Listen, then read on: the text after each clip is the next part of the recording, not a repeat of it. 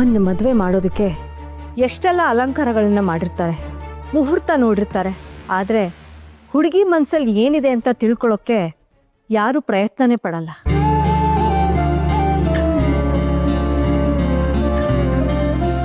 ಅದು ಹೇಗಿರುತ್ತೆ ಗೊತ್ತಾ? ಮೆಹಂದಿ ಹಾಕಿದಾಗ ಕೈ ರೇಖೆಗಳು ಅದ್ರ ಹಿಂದೆ ಮುಚ್ಚಿ ಹೋಗುತ್ತಲ್ಲ, ಆ ಥರ ನಮ್ಮ ಭವಿಷ್ಯ ಬೇರೆಯವ್ರ ಪ್ರತಿಷ್ಠೆ ತೀರ್ಮಾನಗಳಲ್ಲೇ ಮುಚ್ಚಿ ಹೋಗುತ್ತೆ ಅಮ್ಮ. ಅತ್ತೆ, ಒಂದು ಐಡಿಯಾ.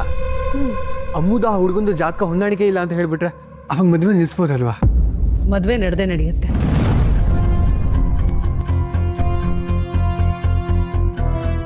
ಈಗಾಗಲೇ ನಿಮ್ಮ ತಾತ ಇಬ್ಬರು ಜಾತಕನೂ ತೋರಿಸಿದ್ದಾರೆ.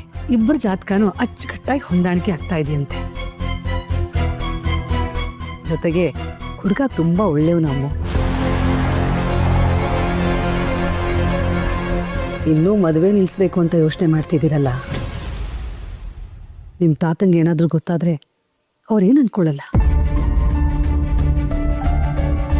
ನೀವು ಬಿಡಿ ಅಜ್ಜಿ, ಯಾವಾಗ ತಾತನ ಪರನೇ ತಾನೆ, ಎಲ್ಲಿ ಬಿಟ್ಕೊಡ್ತೀರ ತಾತನ್ನ?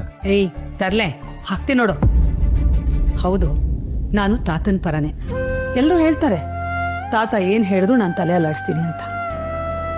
ಆದರೆ ನಿಮ್ಮ ತಾತ ಒಂದು ಸಣ್ಣ ವಿಷಯನೂ ಎಷ್ಟು ಗಮನ ಇಟ್ಟು ಯೋಚನೆ ಮಾಡ್ತಾರೆ. ಒಂದು ನಿರ್ಧಾರ ತಗೋಬೇಕಾದ್ರೂ ಎಷ್ಟೆಲ್ಲ ಯೋಚನೆ ಮಾಡ್ತಾರೆ ಅಂತ ನನಗೆ ಮಾತ್ರ ಗೊತ್ತು. ಅವ್ರು ಯಾವತ್ತೂ ಯಾವ ತಪ್ಪು ಮಾಡೋದಿಲ್ಲ.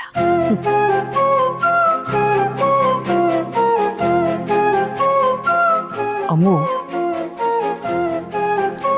ಮದುವೆನ ಮುಂದಿಟ್ಕೊಂಡು ಏನೇನೋ ಯೋಚನೆ ಮಾಡಿ ಮನಸ್ಸು ಹಾಳು ಮಾಡ್ಕೋಬೇಡ. ಅದು ಒಳ್ಳೇದಲ್ಲ ಪುಟ್ಟ. ಹೋಗಿ ನೆಮ್ಮದಿಯಾಗಿ ಕಣ್ಣು ತುಂಬ ನಿದ್ದೆ ಮಾಡು.